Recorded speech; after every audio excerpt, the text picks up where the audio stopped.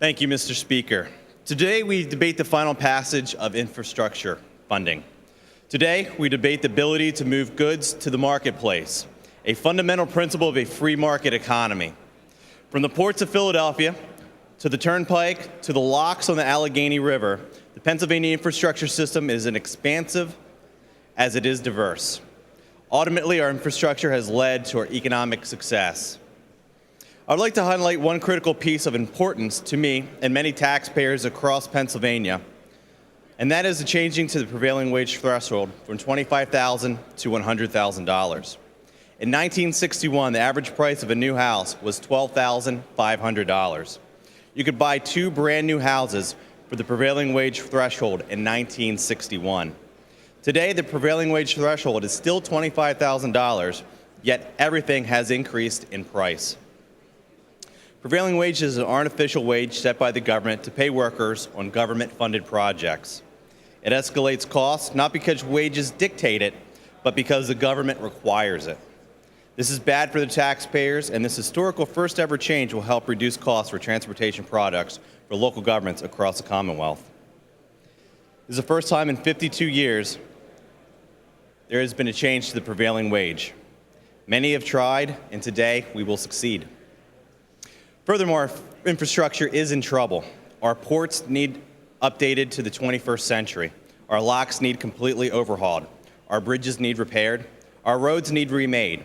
We need more capacity for our growing areas. This is the reality of today and the reality of our future. We can bicker about solutions, we can complain about solutions, or we can do what we are elected to do and solve problems through consensus. By putting our differences aside and compromising on real solutions to address a critical problem. Of course, it is easier to vote no. It is always easier to find that one thing in any bill to provide us the cover to say no, or if we didn't include this, or if it didn't had this. Of course, some of us fundamentally disagree with the bill in front of us today. It is too much or too little.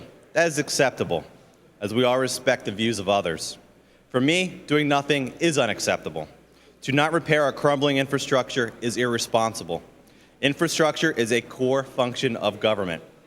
The Articles of Confederation were scrapped and replaced with our current Constitution over transportation issues. The bill in front of us will cut the direct gas tax on consumers by 12 cents, reducing the cost at the pump. For new revenue, this legislation uncaps the current maximum $1.25 cap on the oil company franchise tax over 5 years. The OCTF is predicated on the previous year's average wholesale price for all liquid fuels. Thus, it is market-driven. Over the past year, from November 21st, 2012 to today, gas prices in York dropped by 45 cents. In the past 6 months, gas prices have fluctuated by 39 cents. And over the past month alone, gas prices dropped by 7 cents. As the holidays approach, I am sure we will see gas prices jump up as holiday motorists take to the roads. Ironically, opponents say gas prices will instantaneously jump 28 cents. Unfortunately, they fail to specify this is a 5-year phase-in. And the biggest single factor affecting gasoline prices is the cost of crude oil, the main raw material for gasoline production, which accounts for well over half the price of gasoline at the pump, not taxes.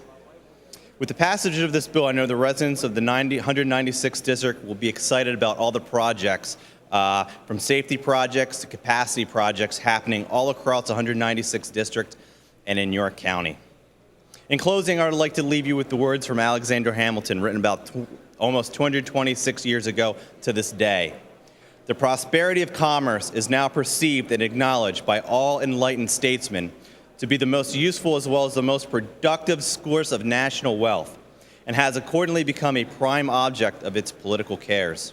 I would urge a yes vote from all my fellow statesmen. Thank you, Mr. Speaker.